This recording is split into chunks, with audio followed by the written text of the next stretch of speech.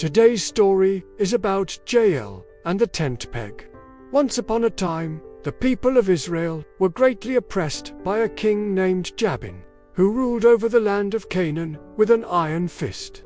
For 20 long years, the Israelites cried out to God for deliverance from their oppressors, led by a ruthless military commander named Sisera. Now, God had compassion on his people, and he raised up a judge named Deborah to lead them and deliver them from their enemies. Deborah called for the warrior Barak ben Sibbecai and told him to assemble an army to defeat Sisera. So Barak gathered 10,000 men and marched to the river Kishon, where Sisera and his 900 chariots with iron six were waiting for them. An intense battle ensued, but miraculously, God gave victory to Barak and his army over the Canaanites. Sisera's force was completely destroyed, and he himself barely escaped with his life. He fled on foot, and as the sun beat down on him and the pain of his wounds intensified, he became weak and desperate. At that moment, he spotted a tent nearby and stumbled towards it, hoping to find shelter. But he didn't know that the owner of that tent was a woman named Jael, the wife of Heber the Kenite. Heber happened to be related to the tribe of Judah, which made his wife Jael a distant cousin of Deborah, the judge. Sisera pounded on the tent and cried out for help. "Please, mistress, since you are a kinswoman of Deborah, save me from the pursuit of Barak. I beg you, grant me asylum." Jael peeked through a slit in the tent and saw the condition he was in. She replied, "Yes, I am a kinswoman of Deborah, but I will not betray my own kindred by handing you over to her. Come on in and stay here." Then she closed the tent opening and went back inside. She welcomed Sisera into the tent and said, "Refresh yourself here, O mighty captain.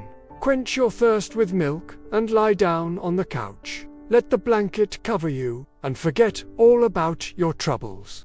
As soon as he entered, he lapped up the milk like a dog and then lay down on the bed. And before he knew it, he fell into a deep slumber. Jael couldn't help but feel a sense of pity for him. After all, he was just a soldier doing his duty for his king. But then again, he was the reason why her people had been oppressed for so many years. So she struggled with what to do next. On one hand, she could let him sleep peacefully and then slip away without anyone knowing. On the other hand, she felt like she should wake him up and turn him over to Barak, as he was still a threat to the Israelites. But as she watched over him, she noticed that he was fast asleep and his breathing was loud and steady. She looked around the tent and her eyes fell on a tent peg that was used to secure the entrance. It was sturdy and sharp, and suddenly she had an idea. Slowly and quietly, she got up from her spot and walked over to where Sisera was sleeping. She picked up the tent peg and the hammer and brought it over his head. With all her might, she drove the tent peg through his temple and into the ground beneath him. Then she quickly pulled it out and struck him again until he was dead. Jael stood there for a moment, staring at what she had done. She couldn't believe that she had actually killed Sisera, the mighty commander who had terrorized the Israelites for so long. But then she heard footsteps outside the tent and quickly hid the tent peg and covered up the blood with some animal skins. When Barak arrived, she invited him in and acted as if nothing had happened. He asked her, "Did Sisera come here? Please tell me, did you see him?" Jael replied, "He came, but he got up and left again. He probably ran off in the direction of Harrows, along the ridge of the hill country." Barak thanked her for her hospitality and set off in pursuit of Sisera. Little did he know that the great general was lying dead inside Jael's tent. Meanwhile, Jael couldn't shake off the feeling that she had done something wrong. She had taken another life, and no matter how hard she tried, she couldn't escape the guilt she was feeling. So when Deborah summoned her to appear before the judges, Jael didn't hesitate to go. she stood before Deborah and confessed everything, explaining that she had killed Sisera, the Canaanite commander. To her surprise, Deborah wasn't angry or disappointed. Instead, she praised Jael for her courage and obedience to God.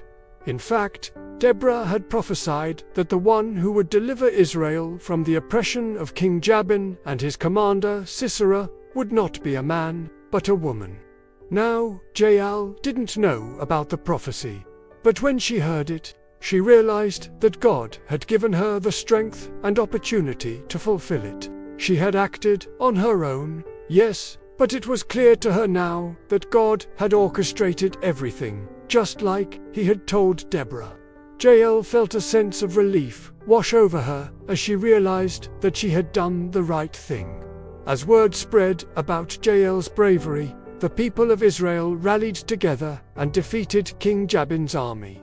At last, they were free from the tyranny of the Canaanites and could live in peace. Jael became a hero of Israel, and her name was passed down through generations, inspiring countless women to be strong and brave in the face of adversity.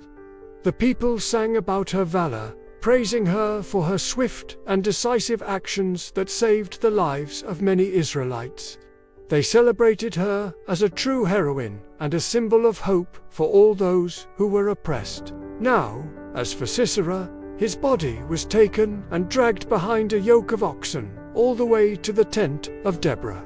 This served as a reminder to the people of Israel of the day when God had delivered them from their enemies. It was a symbol of their victory and a testament to the power of their God, and so, Jael's bravery lived on in the hearts and minds of the people of Israel, and her story continued to inspire and encourage generations to come. Hey guys, thanks for watching this episode. If you enjoyed this story, please hit the like button and subscribe to our channel. Don't forget to share this video with your friends and family. We'd love to reach more people with our stories. Your support means everything to us. So once again, thank you for watching. We'll see you next time.